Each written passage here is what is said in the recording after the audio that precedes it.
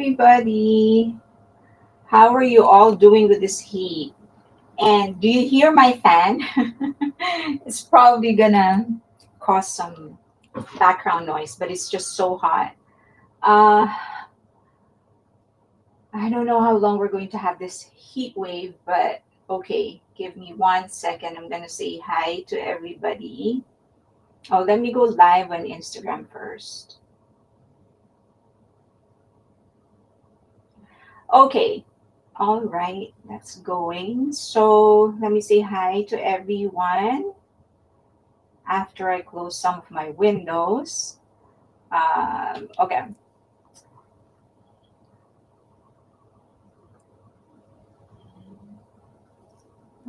Where are you? Okay. Hi, Laura, Amy, Lindsay, OSP, Evie, Jelma, Lucy in the Sky with Diamonds, Lucy in the Sky Smith, Angel Star, Han, A. Brown, Marie, Curb Hitter, Eliz, Reg, Robin Carr, Mama, Carol, Vi Hart, Dawn, Dodger Girl on Twitch, Consuelo, Cindy, Amy, Clau, MLB, Bora Winkle, Orchid, Fucari, Chloe, Nora, Evie, Gemini, Phaedra, Hoan, Share Your Love, Rachel, Kez, Katrina, Team Messi, uh, Leah, Domery, Wonder Human, Didi, Whaley. Finally, catch you on live. Hi, Whaley. He is or she is on X. Lily, Nima, Sherpa. Hi. How are you all doing with the heat? And do you hear my fan? Does it bother you? It's just so hot. I think we're gonna have this heat wave for like a couple more days. Hi, Leah, Cleobel, Kayla. Yes, so Jen is gonna be on Fallon tonight. I think. Wait.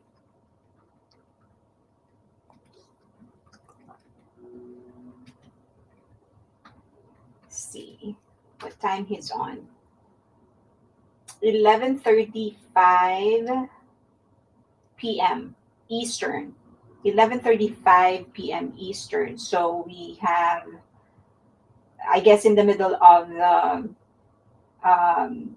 the stream, he'll be coming on. Okay. It's cold and rainy in Toronto. I wish I'm there. You can't hear the fan. Okay, perfect. I was a little concerned because it's just so hot.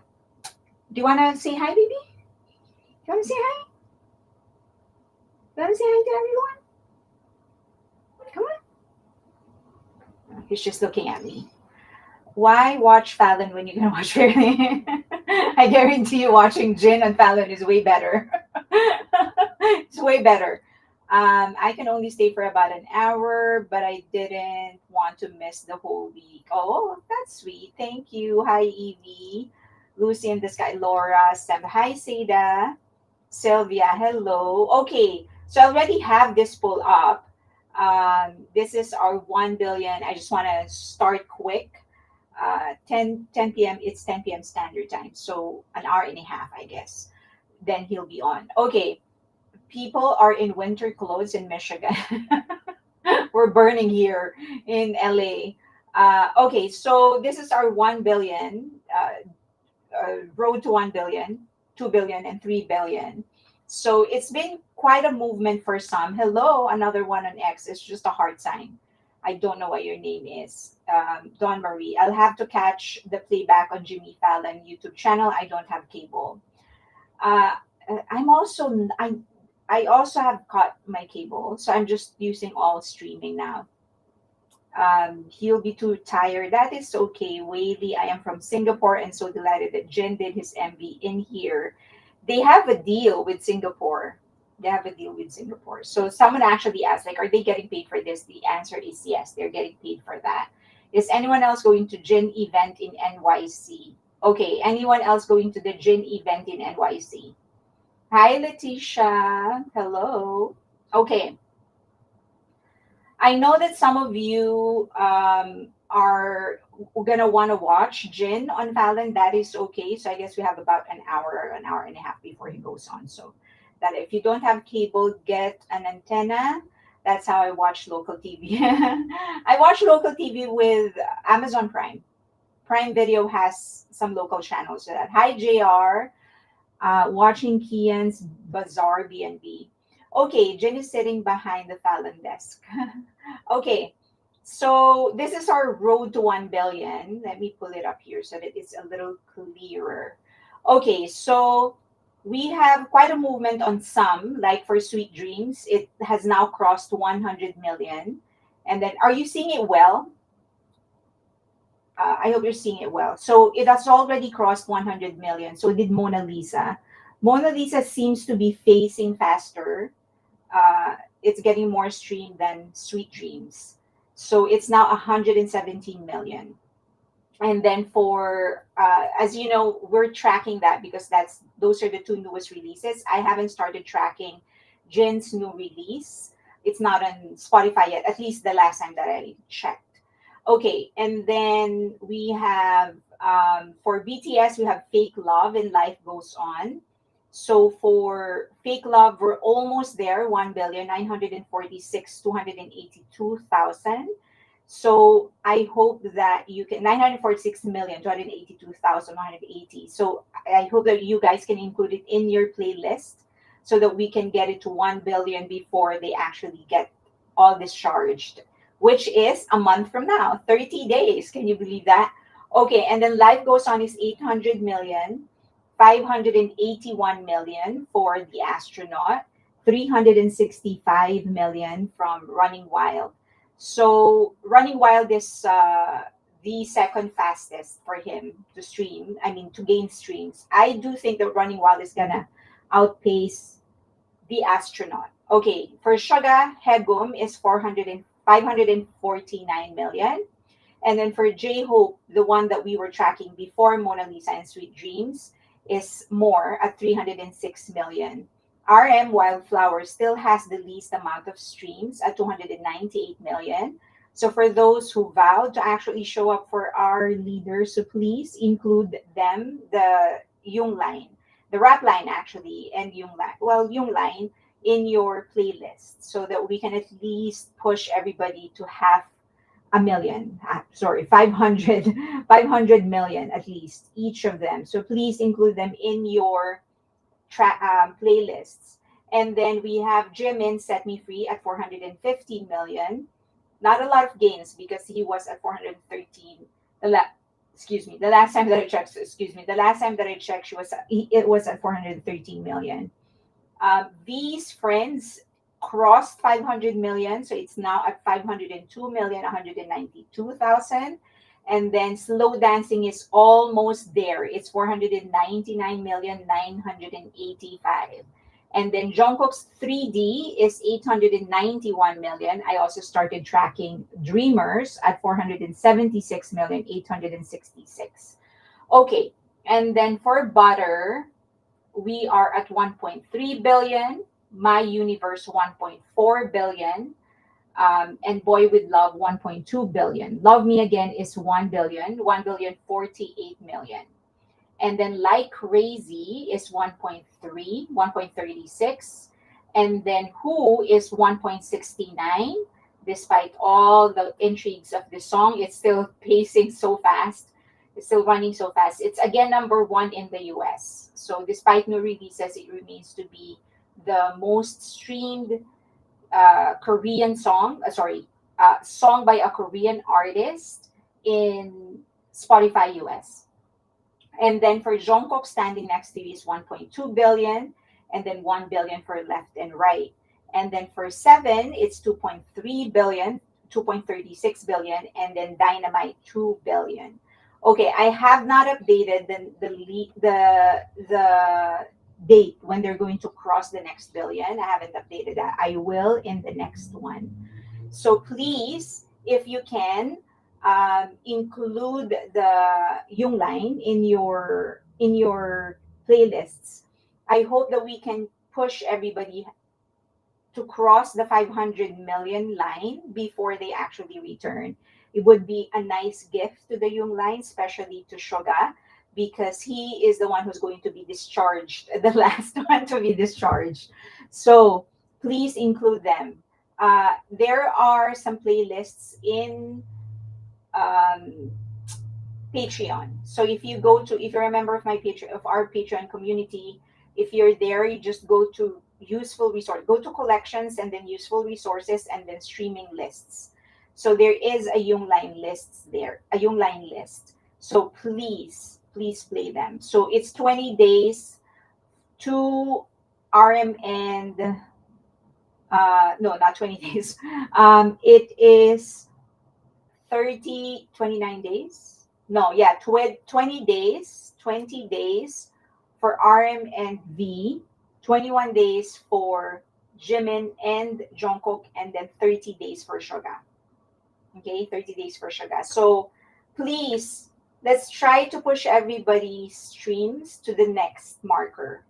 It would be this is only Spotify, correct? This is only Spotify. This does not include, as you know, for everybody, all other platforms we don't really see the number of streams that they have, especially not Apple Music. So the only one that we can really track is Spotify. Um, okay, so thanks. I'll check out the list. It's Spotify. Yes, it is Spotify.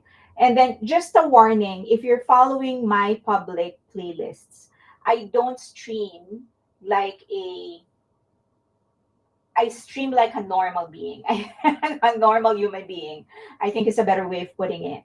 Meaning, I don't put the same song consecutive like 7 times, even if it is remix, even if they are remixes. So I would put gaps in between the song that I am trying to push.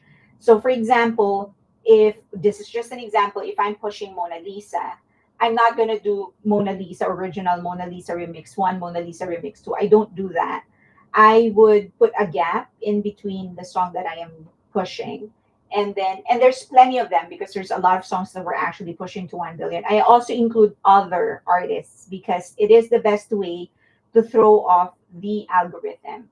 If the algorithm um, if the algorithm has and tracks any kind of pattern in the way that you're streaming, it's going to mark you a bot.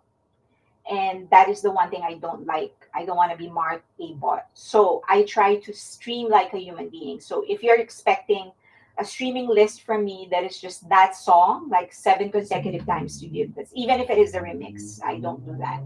Okay, if Apple had charts, oh my gosh.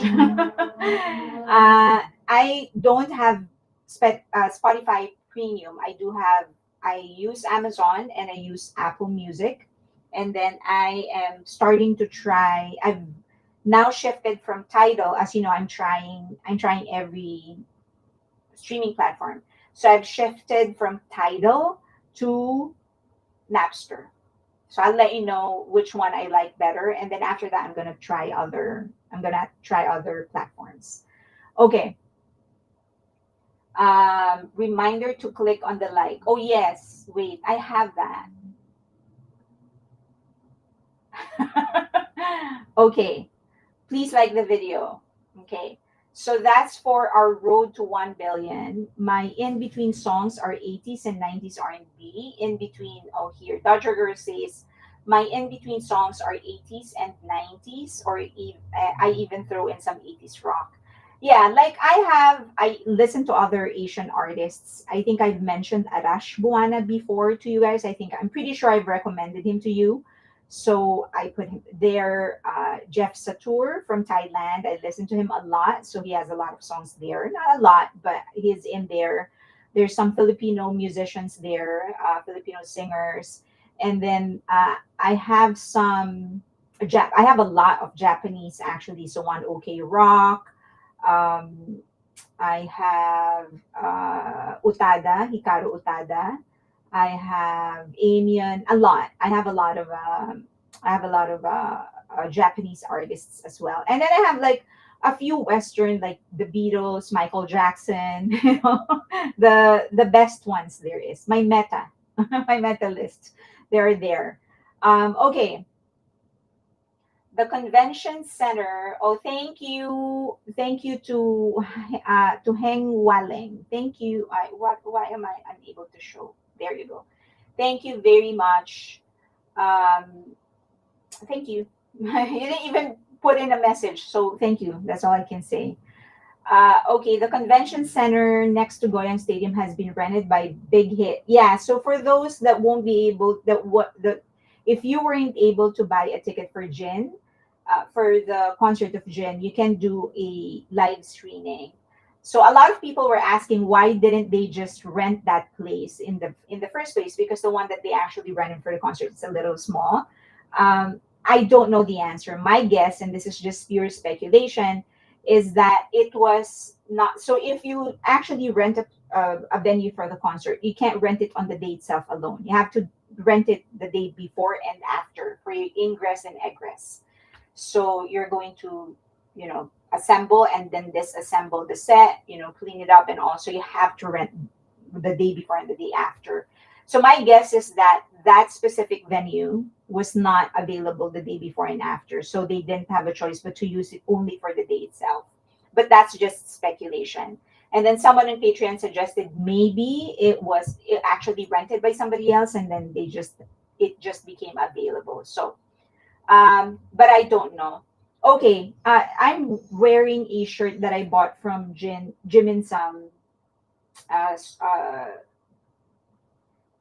Z Millennial, the cafe. I was gonna say the old name. So that it's actually a nice, like the cloth is super nice, and then here's his tattoo. Never mind. There, it's really nice. So if you ever get a chance to go there, please go to buy one of the merch because it's really nice. And I have one more. I bought a hoodie, and then I was gonna buy the necklace, but I can't remember why I didn't buy it. But they are nice, like the shirts, the quality, they're really nice, like top tier. I did not regret buying at all.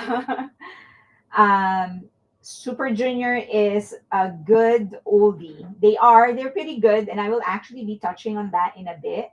Did you see what Tampa Army and City is doing for Jin's concert? Everything is in purple. I know. So when they were processing that, somebody posted that on Patreon that there were some people, I guess some armies in Tampa, who wrote the city to turn everything purple when Jin actually goes there, which I think is super nice.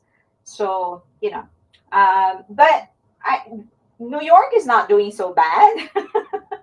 I mean, the Empire State Building turned to his color. So, okay. Yes, get the A Brown is saying yes, get the Young line to 1B, get Ted to have another 1B song. At 2B, one song at 2B. Jimin and JK are both doing well with two songs at 2B, and 3D is close to being JK's third 2B, and of course BTS group songs. Yes. So I want, yeah, for the closest ones to 2B with the BTS's songs, and of course Jimin's Who. So I hope that we can push it to 2B so that we have more people on 2B. So yeah, Old Pants hired a former judge. Yeah, I'll be discussing that. Okay, let's go to the next update. Let's remove this like the video for a bit. Okay, so next update. Oh, new jeans they were included in the 21 under 21 list of Billboard Hot 100, and a lot of people were very, very surprised because they've been on hiatus for about a year now. And so what would they have done to have gotten into 21 under 21? So um, I wasn't surprised at all. A lot of these things, I don't know if you're aware, but lists like this, like Forbes 40 under 40, 30 under 30, lists like that, these are actually PR plays. So you usually have a publicist, a PR company that markets you to be included in these lists. And so I wasn't surprised that Hybe would actually try and continue marketing new jeans, because they want to make sure that when they go to court, they are still able to prove to the court that they are the best agency for new jeans, and that they are still doing their job to actually market new jeans, because that's going to strengthen their claim that they have no malice against new jeans, and that they're still doing their best to provide new jeans what they actually deserve. So I know that it's shocking for everybody. It wasn't to me, because I kind of expected that they are actually going to try and double their efforts to give new jeans the things that an agency would usually provide their group. They won't be able, it will be harder for them to secure new endorsement deals at this stage, right? Because they're not doing anything. So if I'm the product, I won't give you anything, because you won't be able to promote my product. And so the only way they can make up to it is to try and get and to try and do it via PR, by getting awards, by getting them into these lists, getting them magazine covers, maybe. They are going to utilize everything that they have in order to prove to the court that they are deserving. I'm talking about Hybe, that they adore, that they are deserving to be the agency of new jeans, and that they are still marketing new jeans as they have promised. So don't be surprised. Like I know a lot of people are like, they didn't do anything. Like, why would they be included in this? These are PR driven. These are PR driven. A lot of the awards that you're actually seeing around, like those are PR driven. And I know, because I am doing that for a lot of my clients. Uh, so yeah. Don't be surprised. Like you'll see a lot more of this. You'll see them, because it's the only way they can market new jeans at this stage. They can't give them projects because new jeans won't say yes. They won't work. They can't give them brand endorsements because new jeans refuses to work. So it's through PR. Okay. If you ask me, brats are starting to feel the heat of self-sabotaging their own career. Maybe I think that when they actually, because there are still some of their endorsements, some of their brand ambassadorship, it's usually about 2 years, right? Some of them are actually 3 years. So they're probably still getting some money from Hybe, from Adore. They are still getting streams, and they're still included in some playlists. So they're still paying for some playlists for them. And so they're still most likely getting some residuals, getting some royalties. But I think they will truly, truly feel this once money stops coming. And I think they're gonna get to that point where it's a little bit, you know. Jeff Benjamin helped write it. So I'm surprised he called them New Jeans and noted Adore as their label. Well, they will get sued if they do something else. I know that this new collaboration of Daniel, I think for some reason they took it down. I think it was announced in IG, and then they took it down, probably because they got a very kind letter from lawyers saying that you can't do this unless it's actually through Adore. And I'm guessing that the letter they got from the lawyers and from Adore isn't really to tell them you can't do this, but that, hey, if you're going to do this, you have to do it through us and we can help you promote it. And they probably laid down their plans on how they can promote the single, because again, when they go to the court, they have to prove that they are doing their job as the agency of New Jeans. So they cannot make a mistake. They cannot give the court any reason to doubt them, that they are the best agency for, and that they are doing their job for New Jeans. Okay. When do you think the dollars will stop coming? So I'm guessing by the end of the year. That's just a guess, because I'm just estimating. I think before this entire thing happened, they were still able to sign some brand ambassador deals, right? And some of that, the payment will not come until like much later. So, and some of that would usually be a year or 2 years, and that was like that this entire thing started last year, so most likely end of the year, beginning of next year, when things are gonna slow down. I don't think the checks are going to stop completely because their songs are still in streaming platforms, so they probably are getting some royalties from there. Um, Fairlane, the collab, it's not up for Daniel. The guy cleared it up. It was for her sister. Okay, it was for her sister. All right. So the sister of Daniel. Okay. Okay. When is the next New Jeans court date? June 5. June 5. It is not 2 to 3 months. I think sometime. I'm not sure about the specifics because they have a lot of lawsuits going on, right? But the one that they have, oh no, sorry, it is MHJ. The lawsuit of Source Music against Mama Roach. They it was Source Music who requested that it be delayed because Lesser of Him was going to have a comeback. I think it was the girls who requested Source Music to delay it so that they can just concentrate on their comeback. Okay. East Coast Army is a huge group on Facebook. Lots of things always going on. My boss is giving me the 10th, 11th, 12th, 13th off. Oh wow! Congratulations. My boss is like, nope, you're gonna work because we have a lot of things going on. Okay, but it wasn't just New Jeans who was actually included in the list. Cat's Eye was included in the list, and I think their song crossed 100 million.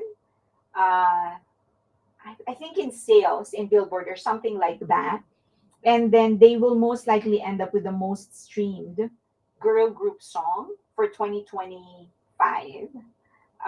So they're doing well. The song is doing well. As you know, it actually entered Billboard Hot 100. So I mean, congratulations to the girls. I hope they continue their success. As you know, the leader is actually Filipina, so Sophia. So I'm rooting for them.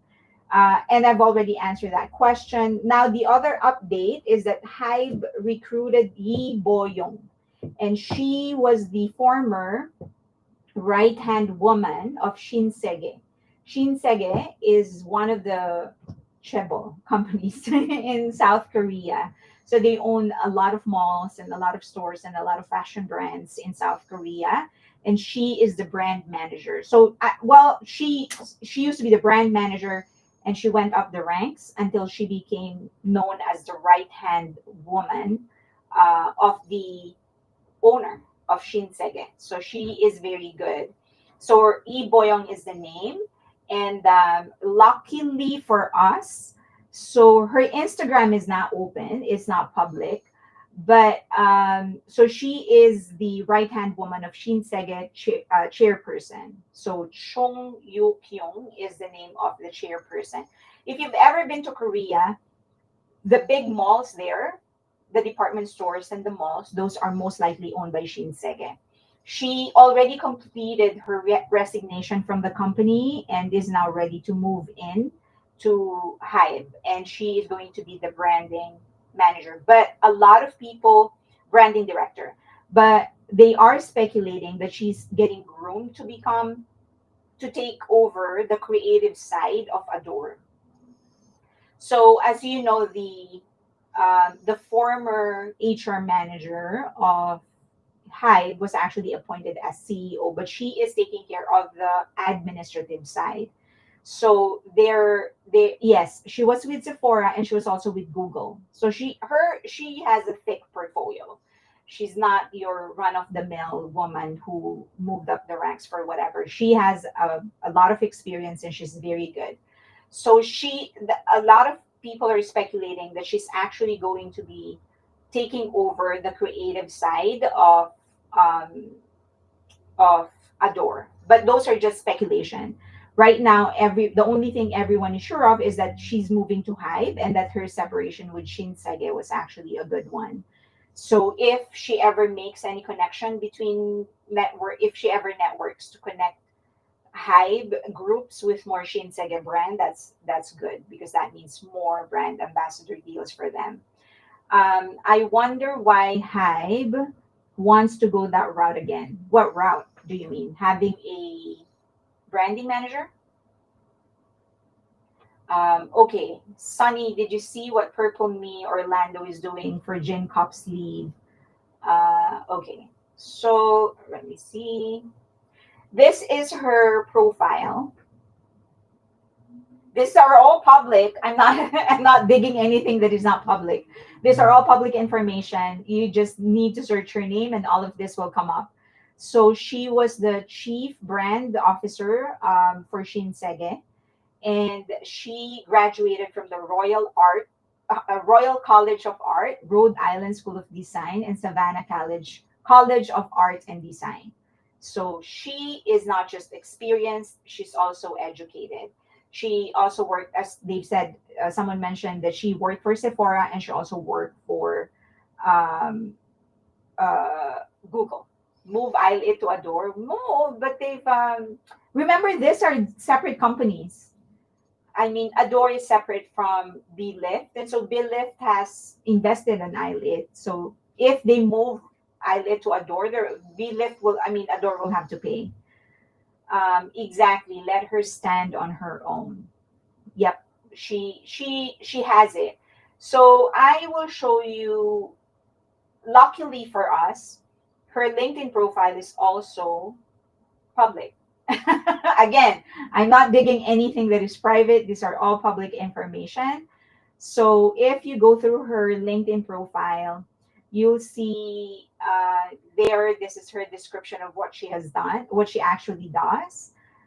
Okay, let me make it bigger so that you can better see. Okay, as a brand strategist and creative director, I have dedicated my career to building and revitalizing brand across fashion, beauty, retail, and technology. My approach to brand strategy focuses on consumer centric brand building, driven by a deep understanding of societal, economic, and cultural dynamics.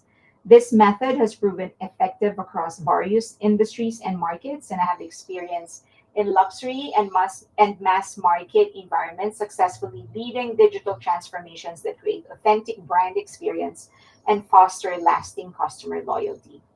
I specialize in creating comprehensive brand ecosystem by establishing the proper organizational structure, implementing efficient processes, and cultivating top talent. This holistic approach consistently provides a clear pathway for managing refreshed brands, helping organization achieve better alignment on the brand vision and resulting in accelerated business growth driven by consistent brand communication. The one thing she does very well in her LinkedIn profile is the way that she has scattered very important keywords. So if you're looking for a brand director or something like that similar, she will be top result because she knows how to put the proper keywords. So these are some of her campaigns. Hello Rudolph. If you ever get a chance to go to YouTube, just search for Hello Rudolph. It's really funny. It was a good campaign. And then there she has made some other posts. Swiss Perfection is also good. So um, just go to YouTube and you will see some of this campaigns. So you have a better idea on her aesthetics, and that is her. Okay, so yeah, that's that. And then here, so she has been there from 2023 to present, chief brand officer for Shinsege. Um, and then these are some of the things that she does. Citizens for Now here. I think this is a nonprofit, if I'm not mistaken. And then Olaplex, she was a member of Chief. She has a lot on her. Let's see. I think she mentioned California College of Arts contract, Athleta. There, Google. Global Creative Director. So she was with Google. Athleta is a fashion brand. Sephora, Executive Creative Director. She was there for 4 years and she was in Google for 1 year and 11 months. So it's a good resume. Let's hope that um, let's hope that she delivers for our boys. Poor woman getting her LinkedIn profile bombarded by everyone is nice. Well, what can you say, right? I mean, I'm pretty sure that she knows that people are going to be searching for her. So The mere fact that she allowed her LinkedIn profile to remain public, I think she's ready for whatever she's a very smart woman, I'm pretty sure. Rhode Island School of Design. Yes. Does she have friends in Cacao or that is not, I don't think we will see that in her portfolio if she ever does have friends there. Her blurb is concise and to the point. And her blurb is very well written, I have to say. She really, I mean, L'Oreal, she was a creative director, 2005 to 2007. Um, so 2005 to 2007, and then she moved to, I think she moved to, yeah, yeah, it's a good resume. So this is a good way of writing blurb. Like if you want to pick up good, if you want to get a lot of offers, learn from how she wrote her about me, because this is how you do it. When somebody searches for someone that is into brand building, creative development and stuff like that, she will be found because the like important keywords are actually in her blurb.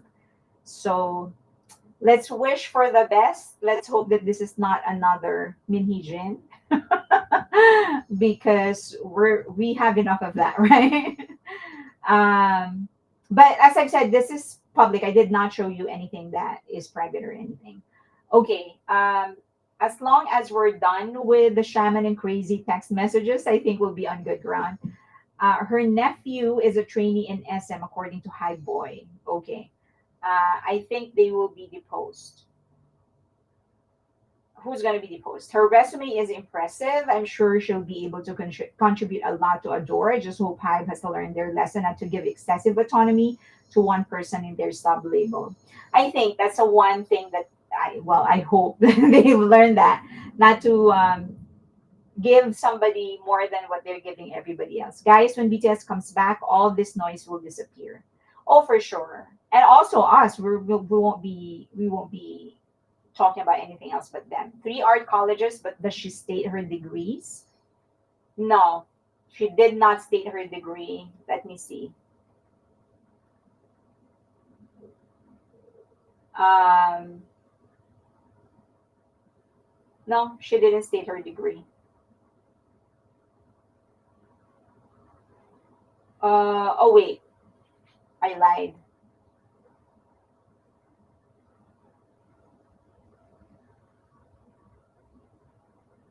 I lied. Okay, wait. She has publications. She has a lot of speaking. Okay, she has a master's in graphic design in sorry, I'll show you. Okay. She has a master's in graphic design from the British Council. Okay. So, yes, from the Royal College of Art. And she got it through a scholarship. And then she has a BFA and BGD in graphic design in Rhode Island School of Design. Okay. I heard she was for all of Hive, not just Adore. Yes. So she's currently under Hive, but people are speculating that she's going to be, once she's in, then she'll be the CEO. She will be assigned as the CEO. So they're kind of training her to be the CEO. But that's speculation. That's just speculation. Okay, I really hope Hive Watcher don't want another MHJ. Right, we don't want another MHJ. Okay, so that's oh, here are some of the things that she's done. This is one of the malls of Shinsegae. Some of her concepts. Epson Award is no joke. We're all hoping that she is going to turn out to be a really good pick, right? Um, let's not forget that BTS are big boys, much better equipped to deal with good, to deal with good and the roaches. Plus, they are trained in arm and warfare. Yeah, they're a complete group now. So you have the elite force, um, Te, and then you have trainers, J-Hope and Jin. You have the brain of the artillery, which is J-Hope. Sorry, Jin. Sorry, not J-Hope, Jimin. So they're pretty complete. So, then you have a musician there as well, and a cook, a chef. So they'll be good. Her resume mentioned her contribution in the beauty and fashion industry. Any mention of her experience in the music industry? No, she doesn't have any experience in the music industry according to her resume. So she is on branding. Update on the Birds and Magic shop. They will start filling the trees when the song starts playing now. Then I go inside and they dive bomb the bird food yard. I used to teach at Savannah College of Art and Design. Was curious. Okay. Jimin in the artillery. Yeah, I made a mistake. It wasn't Jhope, it's Jimin in the artillery. Okay, another thing that I wanted to talk about was this girl online, on Twitter. And as you know, there's a lot of people from around the world that's covering the songs of BTS. And, that's not surprising. They are top stars. They are just like a lot of people are covering the songs of Beyonce and Taylor Swift, everybody, right? If you're a global popular star, people are gonna cover your songs, and so um, the one benefit that we have in this day and age is that we can see them now, because it used to be that someone's covering a song of an artist in Korea and we won't know about it because unless we're in Korea, um, but because of internet, we're able to access all this stuff that are being published or broadcasted in other countries. And so this guy, Darren Espanto, is a singer from the Philippines, and is a not just a good singer; he's a great singer. Not just, and I don't say that lightly. I think I've mentioned several times in the past that in the Philippines, singing is a given. Like you have to sing. That's a requirement for being a Filipino. Before they give you a passport, they make you sing. Or anybody that was born, when you get to the age of 2, they make you sing. And then if you don't pass, then they just return you to the womb and then they reprocess you until. Okay, of course I'm kidding. So everybody sings. That's a given. So as I've said, if you're a professional singer, there's a level of expectation. Like you're probably in the 1% of the country in terms of resonance, in terms of control, because everybody sings. And Darren is one of them. He is a great singer, so great that he actually covered when he was like a teenager. He covered um, Chandelier of Sia, and he covered it higher. So he pushed the note higher, and he can still belt it out. However, he's a balladeer. Okay, he's a great singer, but he is a balladeer. So however, great artists, they like expanding, they like evolving, and one of the things that he's trying his hand on, I guess his body on, is to also sing while they are dancing. And so him and two other singers from the Philippines covered Mona Lisa. So uh, and it wasn't the best cover. So a lot of the one of the things that we often neglect to mention or consider is just how difficult it is. So this is him covering the song. Sorry.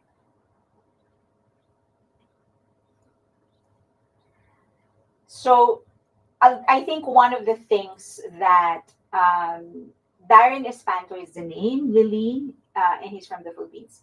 I think one of the things that we fail to consider is that BTS BTS's songs aren't the easiest to sing, especially not while you're dancing. And I did not put the audio on because YouTube is gonna block me. But you can search on. I'll post it on Patreon so that you can hear the entire thing.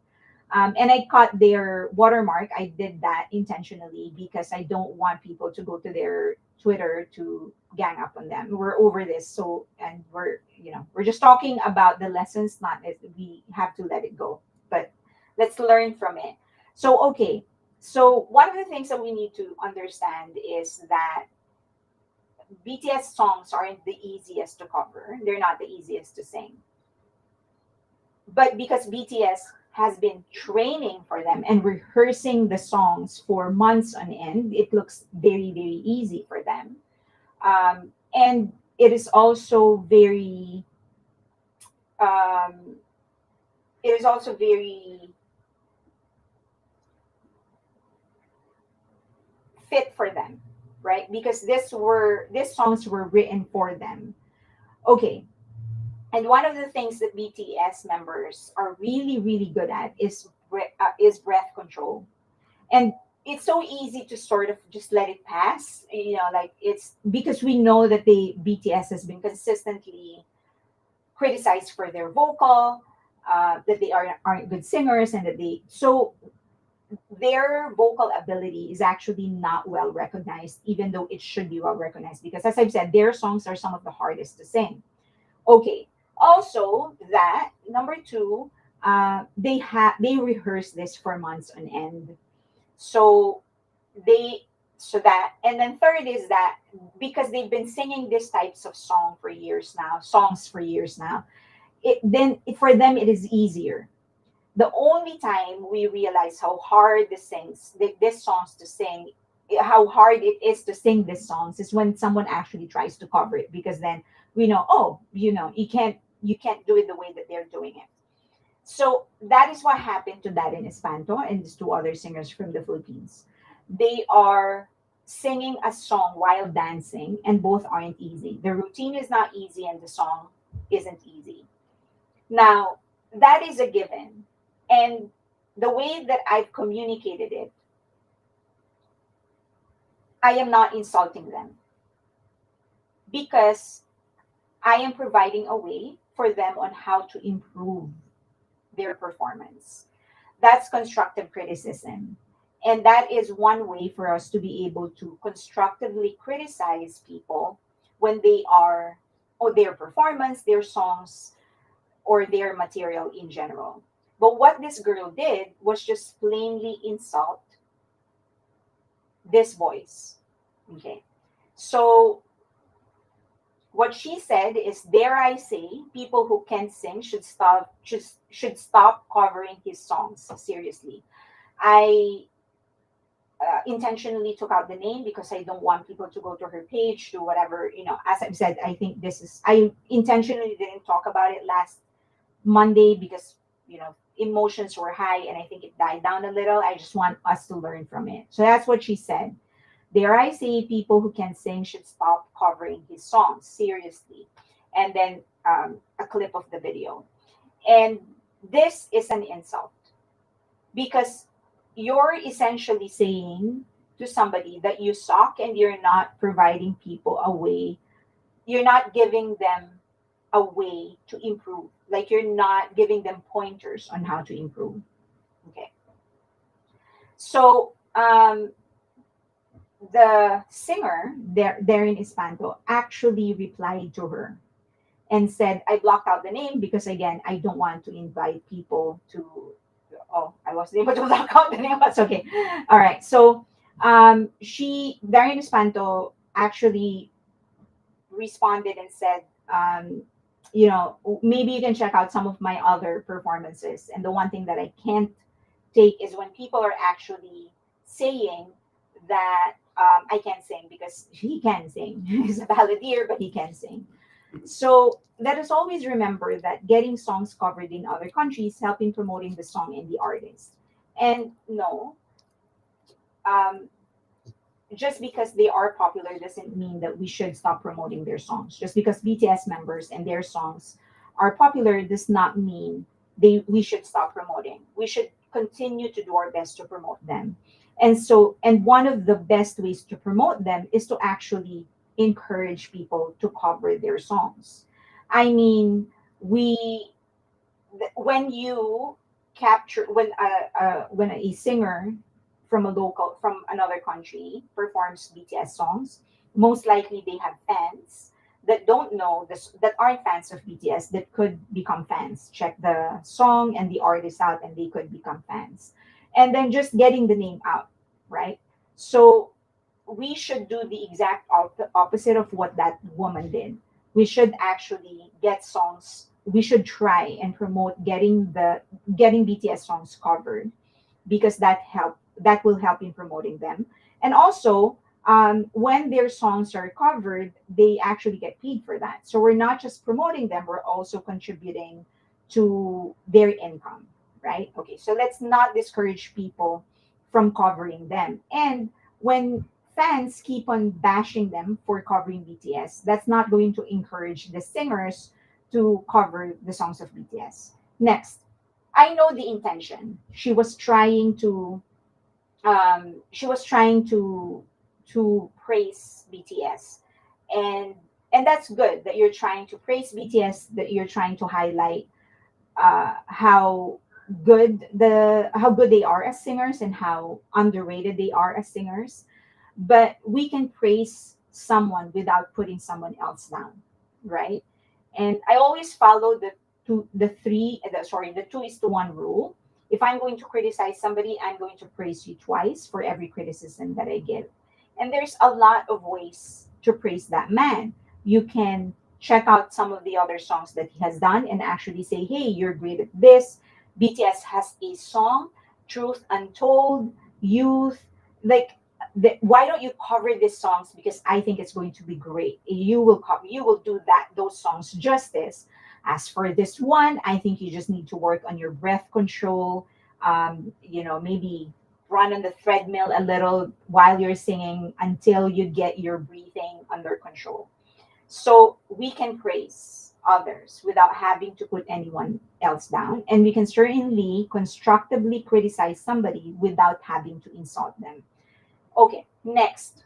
Um, we know that that person is not constructively criticizing somebody because you can't build on what she said, right? She just said, don't cover. And that there's no way to improve. You did not give me a tip on how I can actually improve. If it is not constructive criticism, it's actually bullying. And this is where it starts. When initially it's just words, and these celebrities have actually gone through so much already in their life to get to where they are. It doesn't help if we're going to throw insults like it's a confetti. We have to be very careful the way we want others to be careful when they criticize us. Okay. It is publicity for him, good or bad, correct. It does not, however, give us the license to do it, just so we could give him publicity. Um, so I don't think this is about praising BTS. In retrospect, I think she just wanted to insult people. Because if it is about praising BTS, there's a whole lot of other ways she could have done it without having to insult somebody. And it isn't because he's Filipino and I'm Filipino. It has nothing to do with that. I would have said the same thing if Darren is from Malaysia or Indonesia. It's just not how you praise.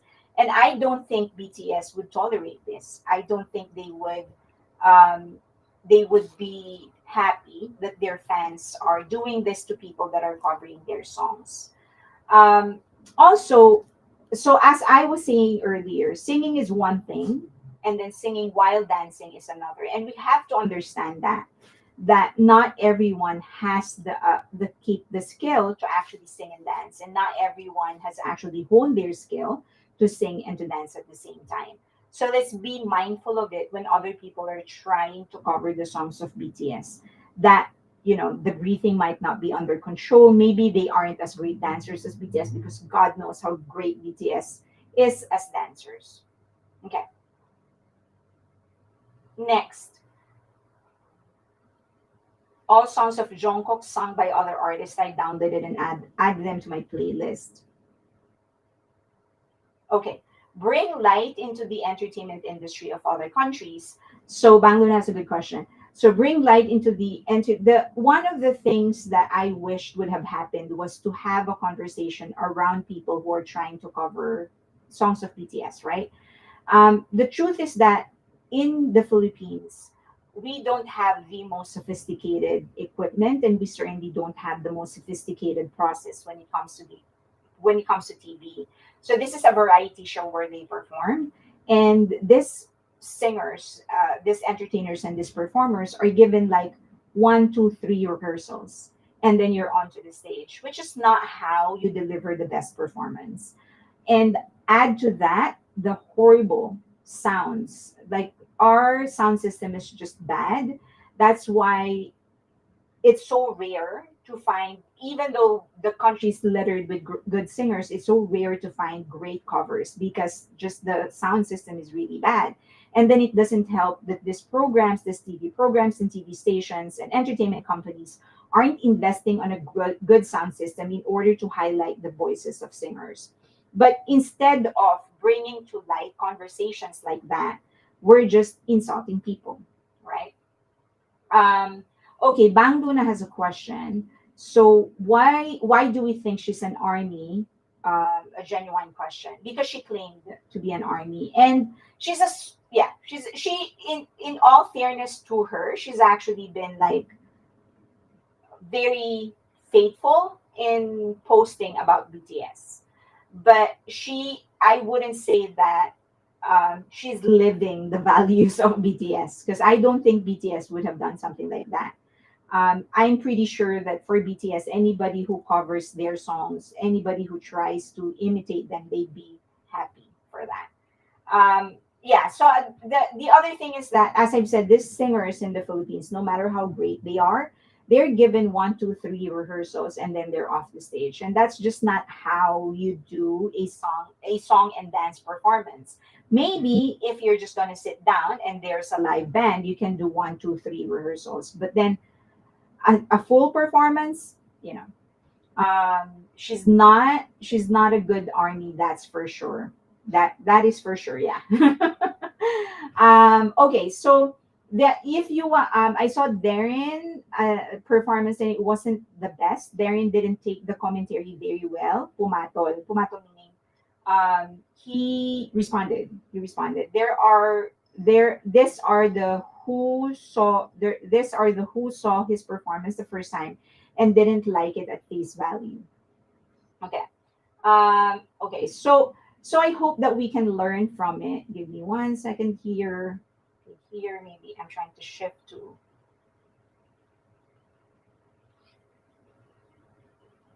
Okay. So I hope that we can learn from it, and I hope we don't do that again. In all fairness to some armies, there were some who responded to her post on X. She did it on X, and there were some armies who responded to her post and was like, "What the hell are you doing? Like, this is not how you talk to a human being." I do agree that bad or good, it's still publicity for him, but at the end of the day, that guy is still a human being. He's a performer, and he's very, very young. So I think if we can, let's try to make it a positive one. I remember there was this other singer from the Philippines, Stel, and he is a member of the boy band SB19. And David Foster, on the spot, asked him to sing All by Myself, which we know is one of the hardest songs to sing. And the original and the that rendition was actually the version that David Foster asked him to sing was that of Celine Dion. So that is a very, very difficult song to sing.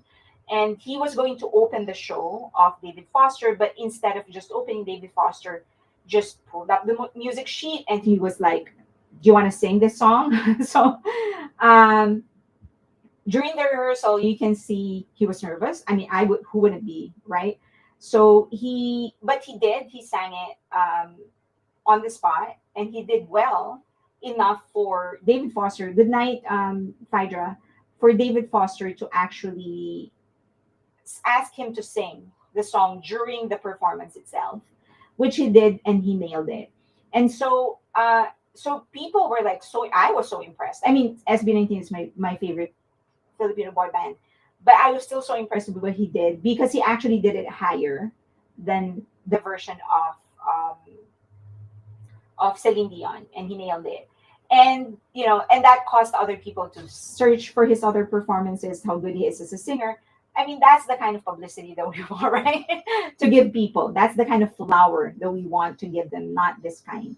So I hope that just as an army, we can highlight how good BTS is in their singing.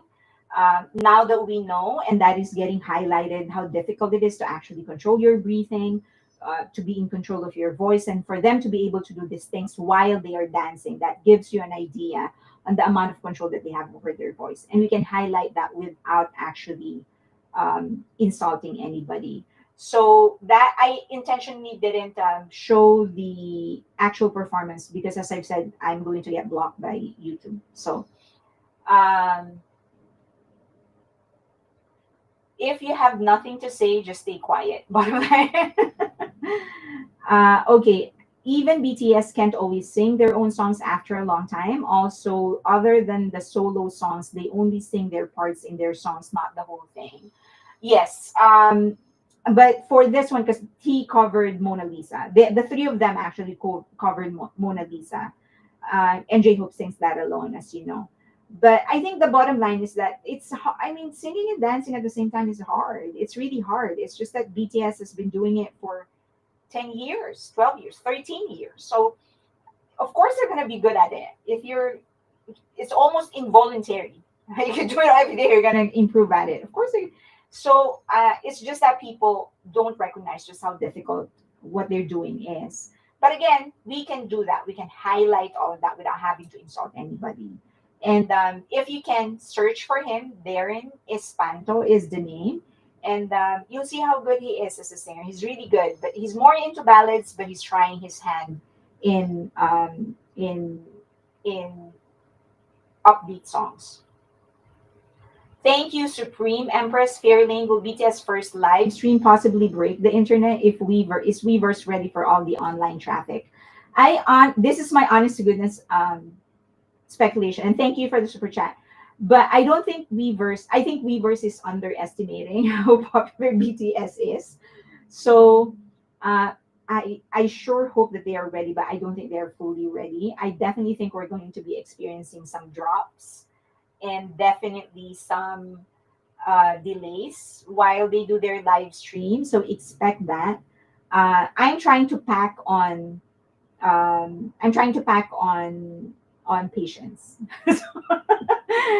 But I mean, on the day of the discharge of RM and V, I'm just gonna be waiting. So I guess 2 days, 3 days, I will be just waiting at what they're gonna be doing. Are they going to do live stream or whatever? I hope they do.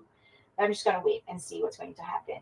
Um, did you hear New Jeans added more lawyers to their case? Yes, I did hear they added more lawyers to their case. So they have like 8 or something, and someone was asking, like, where are they getting the money? The money.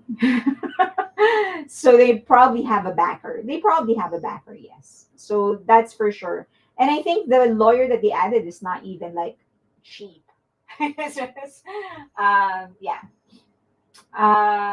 Has Weavers ever crashed? Yes, they have. Yes, they have. Weavers translation is awful. So I know I don't speak fluent Korean. I just know words. So when someone's speaking in Korean, I kind of catch the meaning contextually, but I don't know the exact meaning. But my plan is to have one of my friends to actually sit beside me during this live stream so that they can translate. One of my friends is actually watching AYS. Are you sure with me? Well, this is my second time to watch it, third time to watch it, and his first time. So whenever he watches it, he comes over and he translates for me because he said that the translation is awful. Even the Disney translation is awful. He's pissed. Like he was like the first time he was watching, he was like, "What kind of translation is awful?" You don't really grasp the meaning of their conversation. What are more lawyers gonna do? Invent better lies. Fairlane, your audio is off and on like an echo or something. Just maybe the. Is that better? Is that better? I think it's the fan.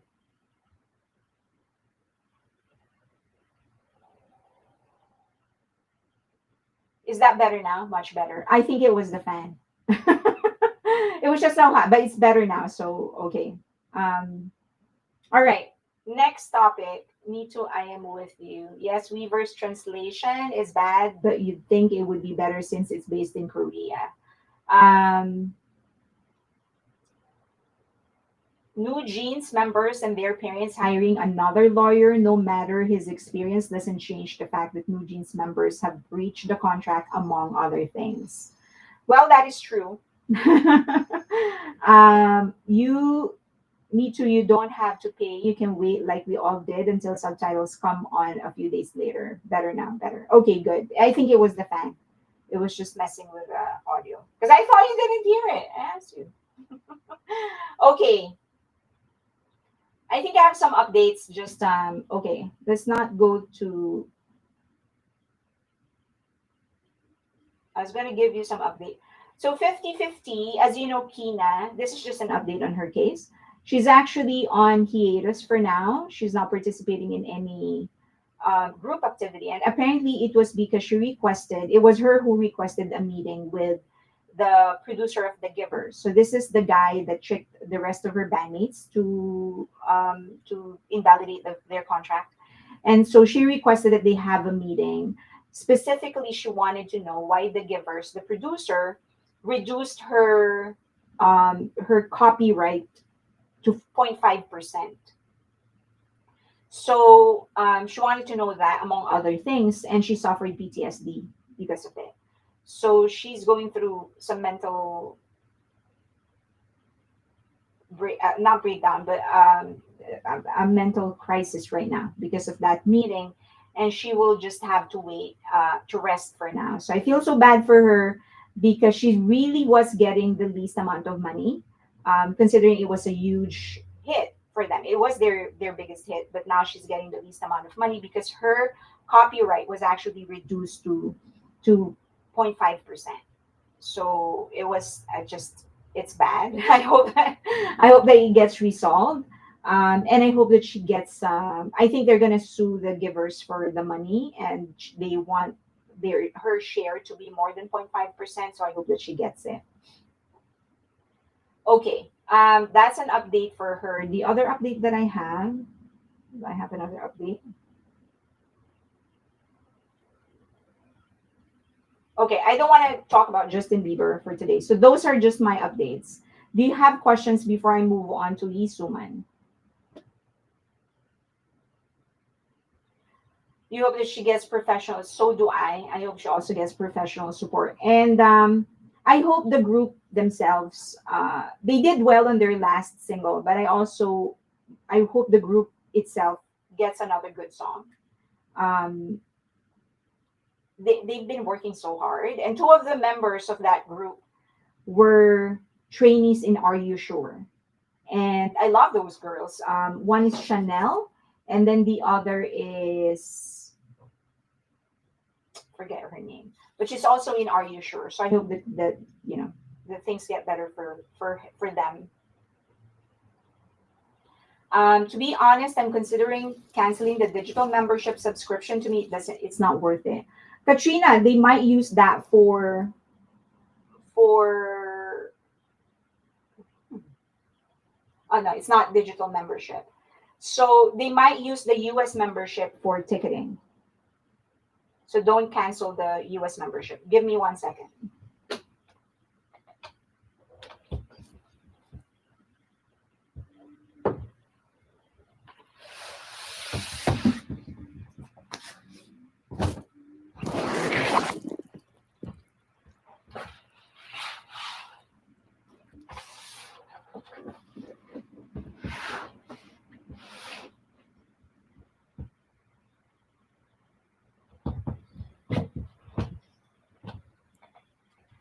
Okay. But yeah, I think so. I don't know. Maybe, yeah, I guess you can cancel the digital membership. Just don't cancel your US membership because that they might use that for the concert. And then for the live play, they might, maybe, I don't know. um, I get subtitles a few days later. Fairlane, your topic tonight are really engaging. Thank you. Oh, thank you. The digital membership allows for concerts, goods, and more content. Okay. All right. You want to get into Yisuman. Have you gotten a chance to watch the documentary? It's on Amazon Prime. I have a question. I have a question. Where is that? The YouTuber that are creating videos using AI for BTS, such as songs with their voices, how does this protect their IP? Um, they can get sued for that. So we get regular updates from YouTube.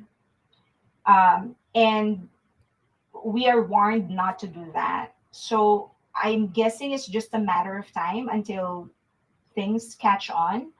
Uh, I certainly hope that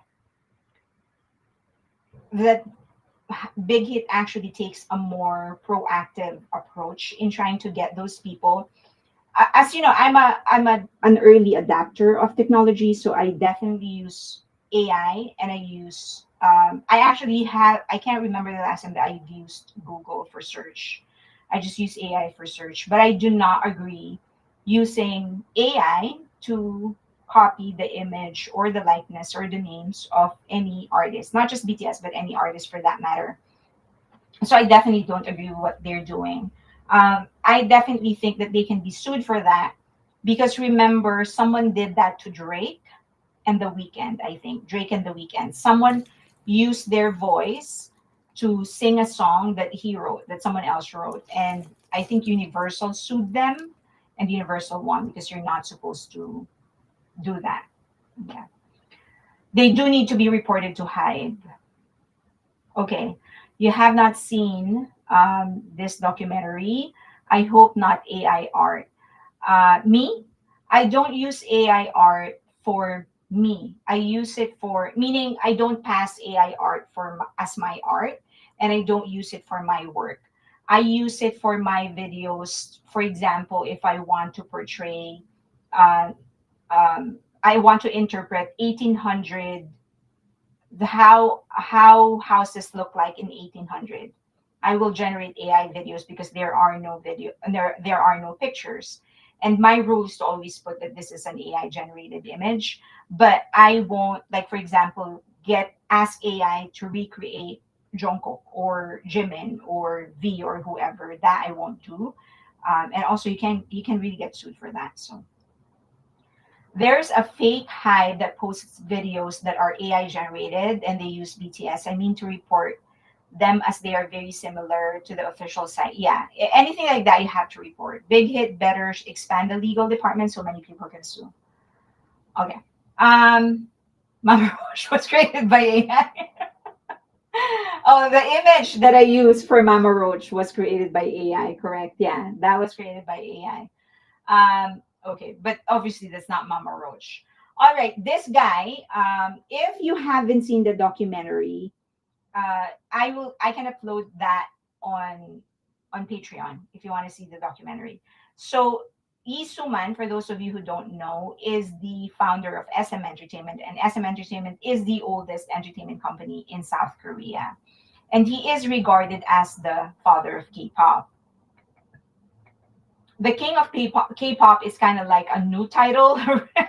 I don't know why they use that on him, but he is the founder of K-pop. So, um, and I have always said that. In fact, I wrote an article probably, I don't know, 10 years ago, 8 years ago, specifically saying that he is the father of K-pop. That article was actually the 10 most important events that happened in K-pop, and the first, and the for me, the most the most important event that happened in K-pop is him coming back to Korea from his studies in the US, because that was when he created the whole system that K-pop is using right now. Now, as I say this and as I go through all of this, Just want to make it clear that I am in no way saying that he is a great guy, or that he is a saint, or that he is the right man for the job. Um, he, I mean, not the right, well, he's obviously the right man for the job, but I'm not saying like he's an angel or whatever. I don't know him. And I've always said that once you become such a successful businessman, it is inevitable that you have done a lot of not nice things, right? And so he's not, he's not he's not an exemption to that. However, I do think that there's a lot of people that are trying to rewrite history and take away the fact that he was the one who started this entire thing. He was inspired by Michael Jackson, and that he actually said in the documentary. But he really started all of this. So there's just that is just what history is, no matter how much we do not like him. Did he go to jail? No, he did not. No, he didn't go to jail. He is now putting together his own company. So these are some of the people. It's very hard to be sympathetic and empathetic towards someone who you think has achieved a lot of the things that you want to achieve, or has also gotten into a lot of troubles. And one of that trouble that he has gotten himself into is the lawsuit of JYJ. These are the three other members of TVXQ. They sued SM Entertainment at the peak of their career. So there are two sides of the story. They are saying it's a slave contract. The and Of course, SM said it isn't. Their lawsuit was actually the one that made the Supreme Court limit the number of contract of artists to 7 years. It used to be 13 years, the maximum number of years that you can sign an artist. It used to be 13. After their lawsuit, it became 7. But as far as I know, the decision was that they were going to allow that each other will not disturb each other from doing their activities, but JYJ had to pay the fine. So they had to give SM Entertainment a cut of their income until they pay off the fine. Okay. And also another group that sued them are members of EXO. There were several members of EXO who sued the company so that they could end the contract. Many of them are from China, and one of them actually ended up in jail because of accusations of rape, which he was convicted for. So, just want to. These are some of the highlights of the documentary, and this is going to give you a better idea on how he was able to create the system that every other agency is using now in South Korea, the Kpop system. Okay, it was really a rebellion against foreign influence in Korean market. He was a singer. SOOMAN was actually a balladeer in his home country. And so he studied music. So he was a singer, he's a pianist, he's also a guitarist. So he knows what he's listening to and he knows how to write music. It's just that he felt that so there was this singer who went to South Korea to have a concert, and he just saw the reception of the audience and people were screaming and whatever. And he just felt like, why are they not doing this to me, for me? They don't give me the same reception when I am the one on stage, because he was a professional singer. And so he said that I would like our Korean songs to be as well known in other countries, as other countries are known in South Korea. So um, so that's what actually started. What is Wavy is also a branch of NCT.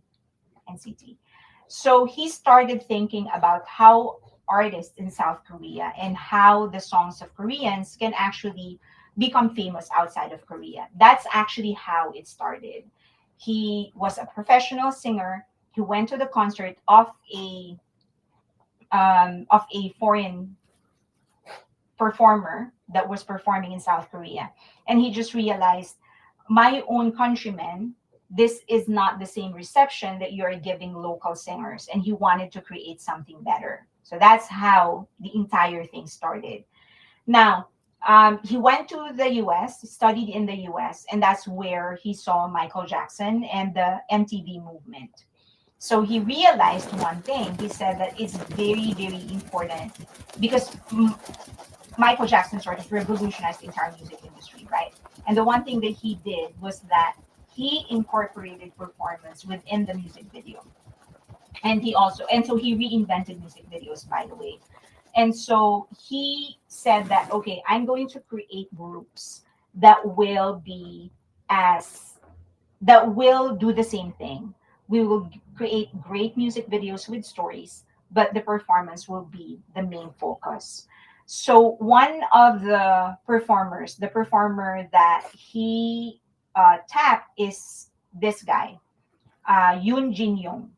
Okay, so he was a soloist actually. This is his very first artist, and he took Korea by storm. He became some sort of a rebel because people were like, he realized the rabbit, the movement, the dance movement of the rabbit, was very popular in South Korea. So he in the U.S. and so he brought that in South Korea. But then a lot of people criticized him, this guy, and Lee Suman, and they said that you're destroying our heritage and you're destroying our music. So because dancing, this kind of dancing is not part of their culture.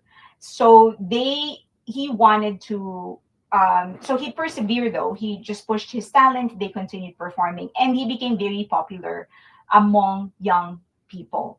Okay, he became very, very popular among young people. So this became the new trend. The downside is that he was discovered to be a drug addict or at least a drug user, and that is illegal in South Korea.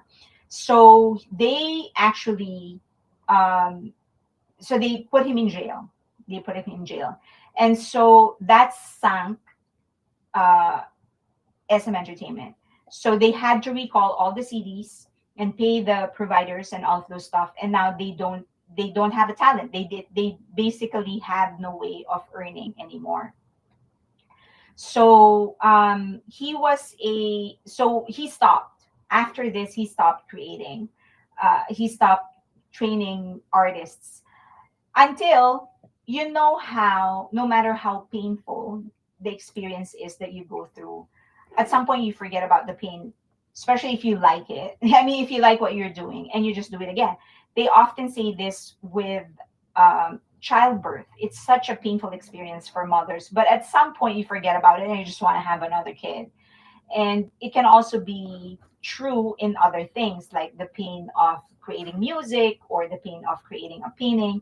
You go through something very, very painful, but because you like what you're doing, even though it hurts, you kind of go back to it. So he decided, okay, if I'm going to do this again, so he kind of felt the itch to do something like that again, and he just thought, okay, if I'm going to do this again, how am I going to do this? What's the right way of doing this? And so he realized that it wasn't just about the skill. It has to be the X factor. You have to be the kind of singer or performer that will attract just when you walk into a room. You have to be the kind of artist that you don't have to do anything and people will still look at you. This is Kanta, which is one of the original members of HOT, their first group, the first group under SM Entertainment. So he said that in middle school, he actually sent out audition tapes to different management companies, but no one was really paying attention to him. Nobody wanted to give him a break until SM Entertainment called him for an audition. So he went to SM Entertainment. And so they asked him once he got there, they asked him to if he wanted to become a singer, and of course he said yes. And so Isuman went to talk with him, and he just took a good look at Kangta, and then he asked him to take off his glasses and then like chin down, put his chin down, and then look at him. And then after that, Isuman said he left, and then he said that he passed the audition, and he was so shocked. So he was like, what, that's it? Like, what about my singing? He actually asked him, what about my singing? And SM Entertainment said, well, we can always train you to do that, but the X factor, no matter the kind of training that you go through, you're not you won't have it. Either you have it or you don't. So that is more important for him. So he started putting together the group HOT, and that was actually the very first group that became popular in China.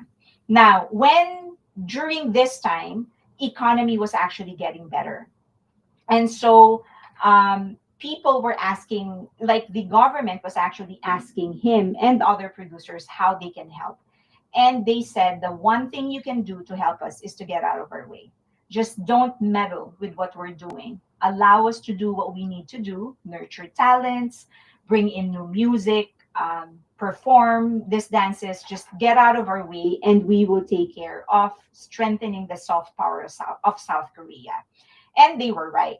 Okay, now after HOT became very, very big in China, and of course in also in South Korea, they started expanding. And in Isuman's mind, the next biggest market to the US, because the US was still too big for him, the next biggest market is Japan, right? So that's the next biggest music market. And so he said, we are going to train someone and send a singer from South Korea in Japan to build a career in Japan. And that was Boa. So a lot of people has forgotten the kind of impact that Boa has created for South Korea, but she really is the first international artist in the strictest sense of the word from South Korea. International artist because she actually made it outside of Korea and not just in Korea. So she started, she was sent to Japan to train there and also to learn the language, hone her skills. In fact, she was a kid when she started training for South Korea. She was at for SM she was like 9 years old, and at some point she actually quit school so that she can just concentrate in learning to dance, singing, and learning the language of Japan. So they put all the, according to Lee Suman, he made a bet on her because all the money that they were earning from HOT went to Boa to train her. And by God did she make it, because she was the first South Korean performer, foreign performer, that hit number one in Oregon in Japan, which is like the Billboard of Japan. And she really opened the doors for many other singers in Japan. So eventually TVXQ became bigger, but if it wasn't for her, they wouldn't have the money to actually get into to Japan, and Japan wouldn't even be an option for them considering the political relationship. So for Isuman, marketing strategy is the one that drives creative innovation. So what he usually does is think about what we can do next, and from there build their creatives. Okay, so very opposite of, I don't know, opposite of what Hybe would do, right? Hybe would start with creatives and then build the marketing strategy around it.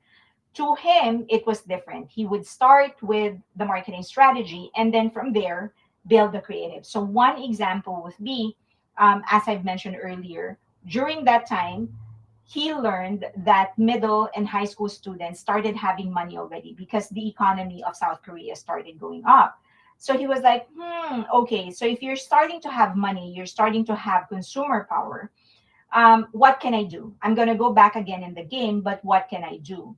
So this was before HOT, but this was after the scandal of Union Jong.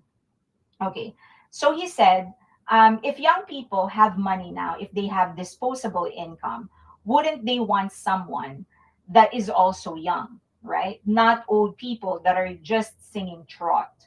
They would also want someone that feels like a friend and ultimately their crush. So essentially, what he did, and this is his strategy, very, very intentional, he created the template of a lover, of a boyfriend for young girls in South Korea. That's how he started training artists. That's why he wanted the X Factor more than anything else. Because what he was creating isn't just an artist, he was creating the love, the object of affection of the young girls in South Korea. So it was this marketing strategy first, and then music was going to come after, not the other way around. Okay, so After that, after creating HOT, based on that he was creating crushes, he was creating the love interest of young Korean girls.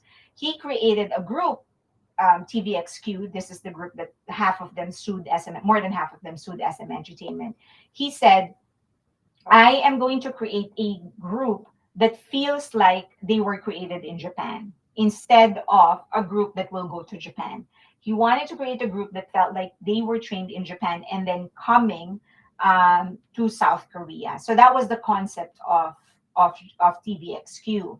But we know that half of them, three of them actually sued SM Entertainment.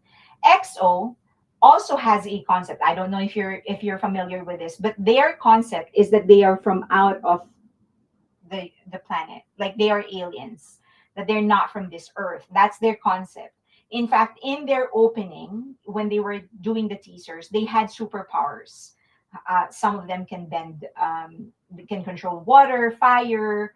Uh, they can move objects and stuff. So they have superpowers. And so the concept was that they were aliens and that they were going to show performance that man has not seen yet. So that's their concept. And then, of course, um, this is EXO as well.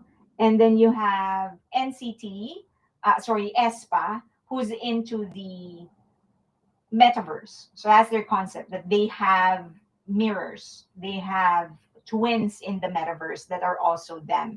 So this their AI equivalent are the ones that are in the metaverse. So he likes creating, he always starts from the marketing perspective first. Like, what can I do? What does the market need? What is the opening?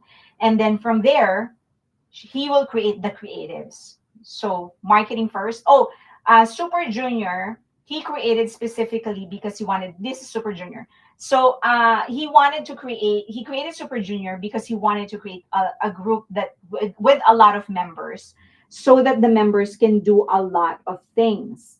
So not just dancing, not just singing, but they can do variety shows, they can do films, they can do comedy. And he wanted to have a group that has enough members that will be able to do all of those things. So you have one group, but they have a lot of source of income. So that was basically the marketing strategy um, behind Super Junior. But as you know, I mean, the group is still basically together to this day. Okay. So he also mentioned the incident of JYJ and the lawsuit. So it was a surprise to everybody because one day JYJ just had a press conference announcing they were suing SM Entertainment. And so the story that they were presenting is that SM Entertainment controls everything.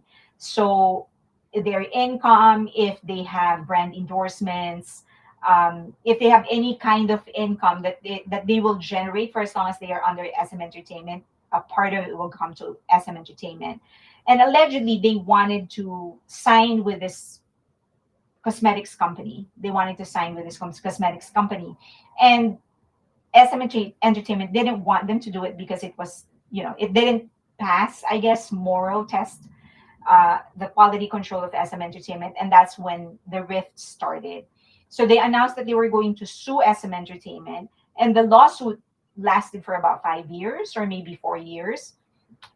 But they did eventually, the court ruled that they still have to pay the fine, and then they will have to just pay it until they are free of it, until they pay the entire fee. So whatever they earn from their activities, a part of it will go to SM Entertainment. But Isuman did say that it is the same contract that they are still using to this day. It's just a shorter one because the law now regulates the maximum number of years that artists are allowed to actually be signed under a company. So 7 years is the maximum, and then they can extend it for another 3 years. The other thing that I think is very important is just he found a perfect partner with his wife, So he met the girl during college, and he actually married her while they were still in college. So he said that he never expected it to happen. He never thought that he was going to marry somebody during college, but that it was just the she was just the perfect woman for her, for him, and so he decided to marry her. But I don't know if you've heard of this, but a lot of billionaires and millionaires will tell you that one of the most critical decisions you will ever make in your life is choosing the person that you will marry, especially if you are planning to build an empire, because it's just a lot of it will hinge on the kind of relationship. Like, you need your wife for support. So and that's what he got from her. She was very, very supportive of her. So they got married in college. They stayed married until she passed away because of cancer. But to him, for in his opinion, he said, I would have not have been successful if it wasn't for her, because she was the voice of reason. Okay. Yes, I've heard of extremely wealthy partnerships. You're not just a spouse, you become a partner. Yeah. Even the person that I'm working for right now, that is one thing that he keeps on saying in his interviews. Like, whenever he gets interviewed, like, what is the number one thing? Like, what is the most important decision you've made as an entrepreneur? And he would always say, I married the right person. That for him, if he didn't end up married to this woman, the perfect partner for him, he wouldn't have been successful, because she does play a role. It's not just the mother of his wife, but a really important role in his journey as an entrepreneur, like a support system, voice of reason. She calms him down, things like that. And then they also touched on dark side of K-pop. Um, as you know, there were several. I'm not going to mention their names, but you know that there were several K-pop stars, popular ones, who actually took their life.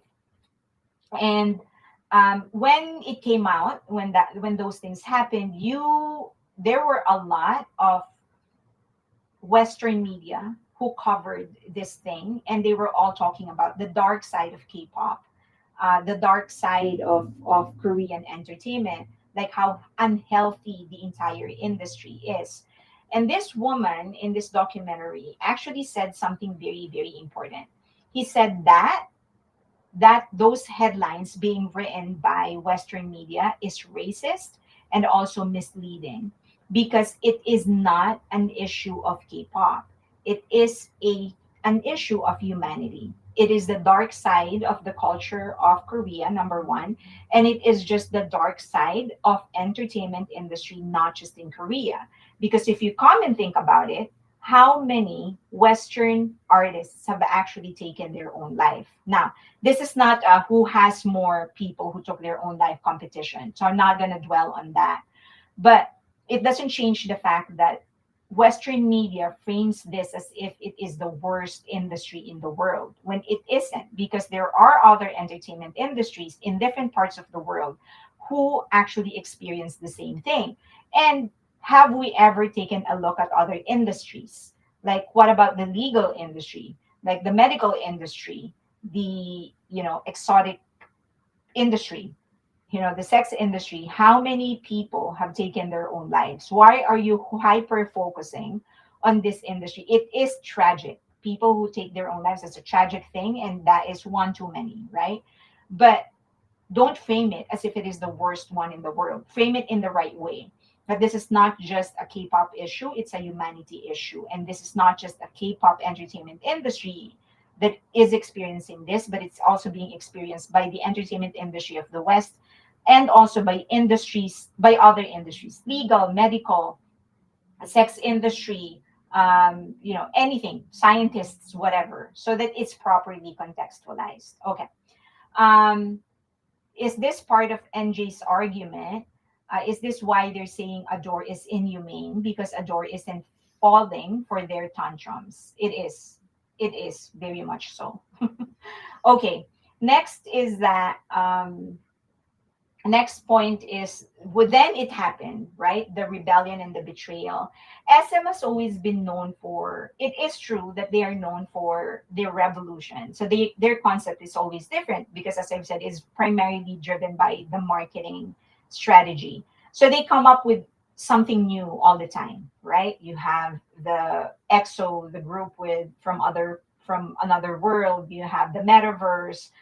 You have the group that feels like they came from Japan, and then you have the first big group, which is Super Junior.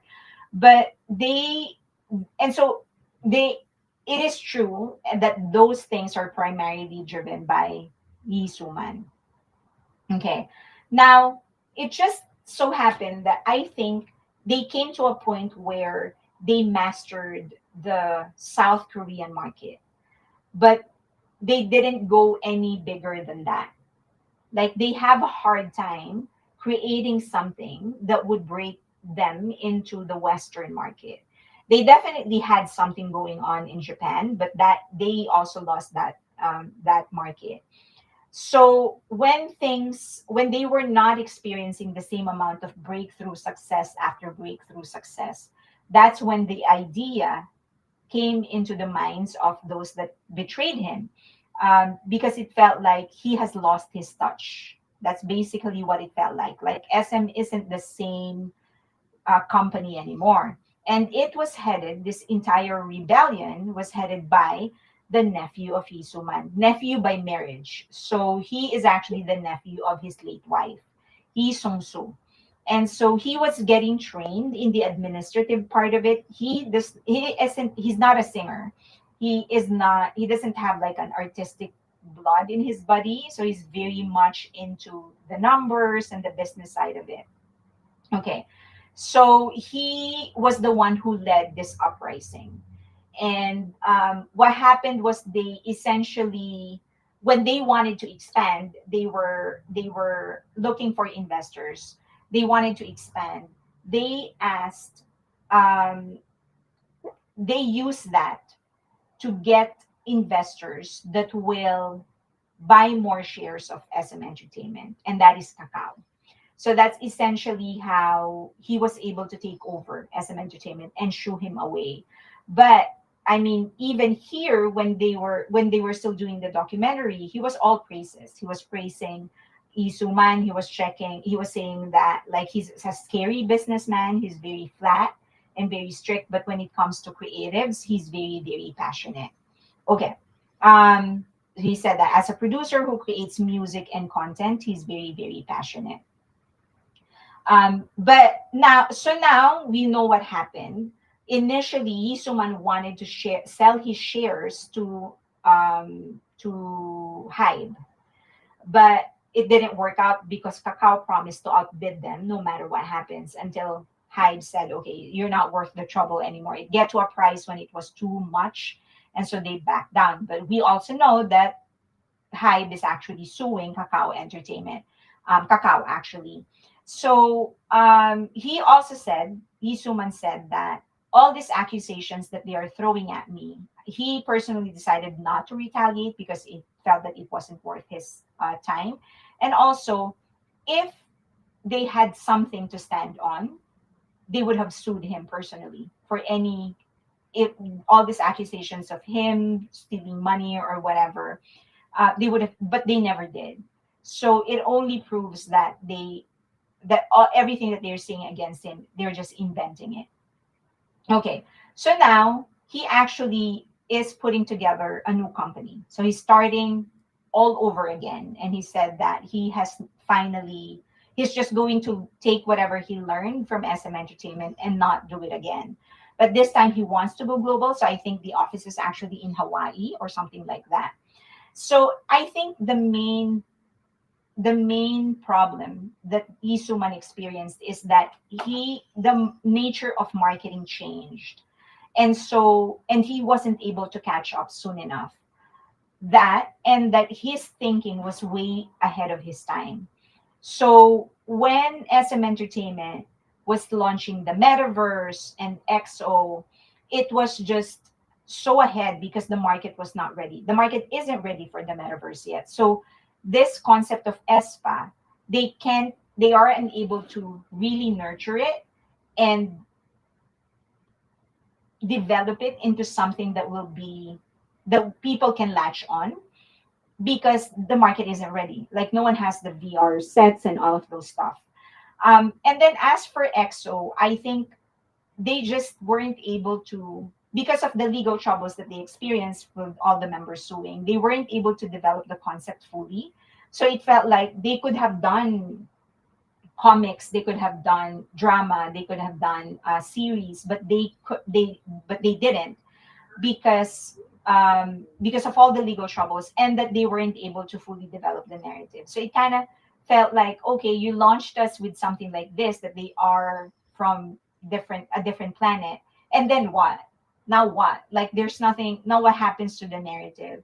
Just like Espa, so they are from the metaverse, and then what? So what happens now? Like how do I interact with this persona that they have in the metaverse? So I think his last two concepts, they were way ahead of his time and of our time.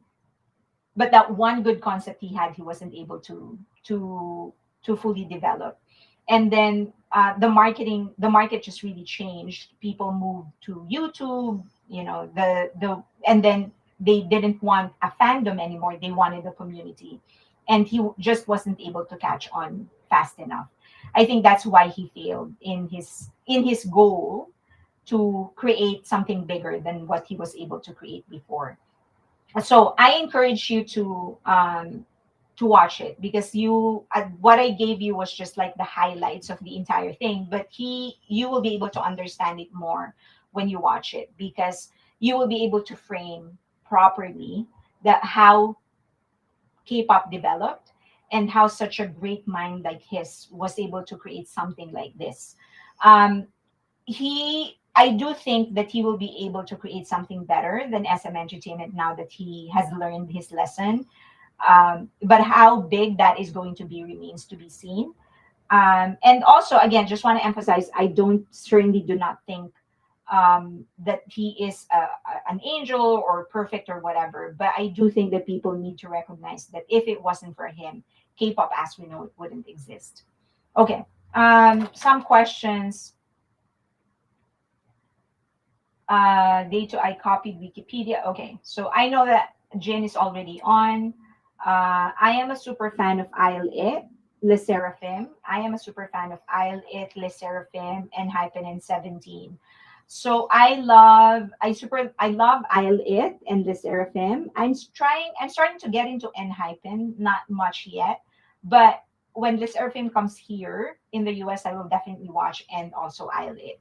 So stay with me so that I have somebody to go to the concerts with. A lot of the people here are BTS fans. I'm not sure how many are actually Island and the Seraphim fans. Um, Jimmy Fallon show on, and then, but I am glad wherever I am, I live in, people don't really care that much about people that wear makeup before going out. That is good. I heard that it's so different in, oh my God, my hair is so long now.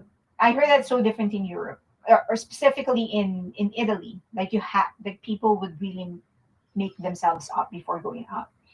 I have a feeling that NJ wishes Adore mistreats them so they can win the court case, but their situation is not like BBSK. They just want to follow MHJ. It is very different. I mean, I'm not saying, definitely there's a lot that came out, a lot of good that came out of the lawsuit of BBSK against SM Entertainment, one of which is the limitation in the number of years that a company can require an idol to sign under them, because it used to be 13 years, and now it's just 7. So it kind of gives them some leeway, so that after the contract is over, you're also not over, right, as a performer, because you're still very young. So there's a lot that came out of it, but there are also things that didn't change that much. Like they still had to pay the penalty. They just had to pay it in part, like a percentage of their earnings, until they were able to pay everything fully. Um, and then the other thing is that there are a lot of incons. There's a he said, he said, they said sort of thing. Like they were saying that they about that 13-year contract. Allegedly, it was the parents of TVXQ that actually wanted the 13-year contract, because initially they were going to rotate the members, and the parents of of the band of TVXQ went to SOOMAN to ask that they make it permanent and that they sign the boys longer. But I don't know. Like these are some things that are coming out. But as I've said, I'm pretty sure that both parties have reasons for doing what they have done. And there are some things that change for the better. And then there are some things that remain. Okay. SM is still whistling their contract to keep artists longer than 7 years. Correct. So the book that I gave away to everybody was the book that was written by Jessica Jung. So Jessica Jung, so for the members of Patreon, so Jessica Jung is a former member of Girls' Generation, and she was booted out of the group. Okay, she was ousted by the group. She said that she didn't want to be ousted, but she was ousted by the group. And then, so she wrote a book that was partially based on her experience as a K-pop idol. Okay, and so, but she didn't say which parts were actually true. And in that, she said that it's like an Easter egg. You're just gonna have to pick the ones that you're just gonna have to guess which parts are actually based on true events. But one of the things that people felt was actually true was the contract. So in that book, she discussed that the contracts are actually written in such a way that it would feel like you are in a 7 year contract, but actually there is an automatic 3 year extension so that you're actually under contract for 10 years. So like it's stipulated, like after 7 years you're automatically, so it's in strictly speaking it's 7 years, but they made it in such a way that the company, if they like, you can actually automatically renew your contract to extend it to 10. So if you are a member, I mean, that book is YA, young adult books. If you're looking for something like substantial and complex, that's not the book for you. But if you just kind of want to know what kind of happened in that group, then that's a good read. There are two books, and both books actually hit the bestseller in New York Times. And then there was supposedly a deal with Netflix to actually turn it into a drama or something like that. Um, but yeah, just to level your expectation, it's not a complex kind of, it's a young adult book. So could you please do more research on JYJ, into how the JYJ lawsuit ended? Everything I have seen say that SM and JYJ agreed to leave each other alone and not interfere in each other's business, no penalty. That is true that they agreed to not interfere with each other, but do note that JYJ actually never got a chance to appear in television again. Check my sound. I don't know what. Maybe it's the computer because it's starting to get loud. Maybe I'll move my camera, my mic. Okay, farther away. I hope that kind of improves it. So, how many songs does BTS have? 200 plus, more than 200 songs. So it is just to continue. It is true that they agreed to not interfere with each other's business, but do note that JYJ actually was never able to appear in a Korean television show again until recently. One of them, Jae Jong, was actually able to perform in a music special for KBS, I think. But it is not true that there is no penalty, and it is also true that there is no penalty in that they weren't required to pay it right away, but a part of their fee actually went to SM Entertainment until they were able to pay off their fee. Um, but would you say that Taiji has more influence than Lee Suman regarding K-pop? I this is part of the of people's effort to try and rewrite history. Is Taiji and the boys definitely had a lot of influence, but in a different way. In a different way. The entire system as we know it today wouldn't exist if it wasn't for Isuman. Was Isuman one of the performers? No. So so his influence is different. Uh, Taiji and the boys' influence was primarily fashion.